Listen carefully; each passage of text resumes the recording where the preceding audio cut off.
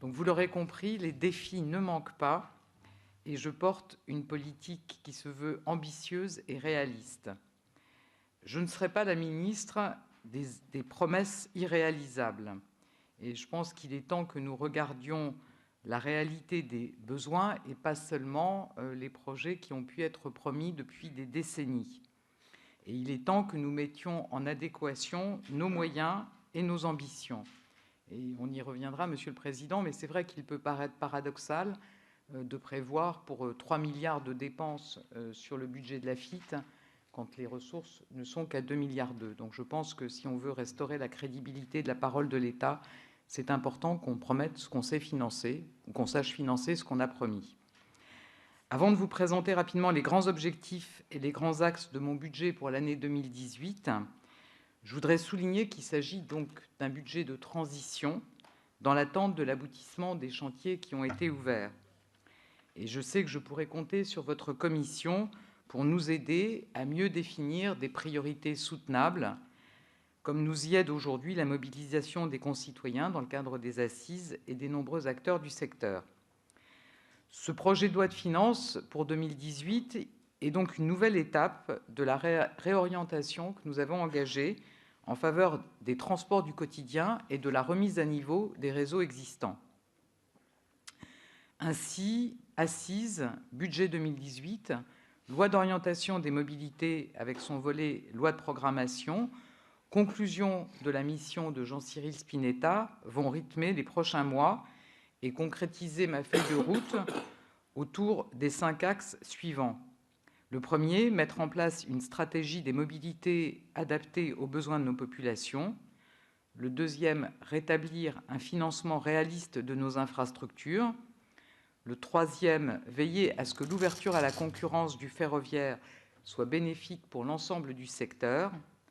Le quatrième, veiller à soutenir les filières logistiques et industrielles. Et enfin, relever les nouveaux défis en matière de sécurité et de sûreté et améliorer l'efficacité de l'action publique. Alors donc, si je reviens sur le premier axe, mettre en place une stratégie des mobilités adaptée aux besoins de nos populations. Les assises qui vont se dérouler jusqu'à la fin de l'année déboucheront sur une loi d'orientation des mobilités qui sera présentée au Parlement début 2018. La dynamique est claire, je le redis, priorité au transport de la vie quotidienne, priorité à l'entretien et à la modernisation des réseaux existants. Pour ce faire, les crédits consacrés à la réalisation des CPER, qui sont un outil précieux puisqu'ils permettent de porter des ambitions partagées avec les régions et les collectivités, dont je voudrais redire qu'ils ne sont pas concernés par la pause qui a été annoncée sur les grands projets d'infrastructure, pourront être augmentés dans le cadre du budget de l'AFITE. Le deuxième axe, c'est donc de rétablir un financement réaliste et sincère de nos infrastructures. Je pense qu'il n'est plus acceptable de promettre des projets sans assurer leur financement, et donc un changement complet de méthode en la matière s'impose.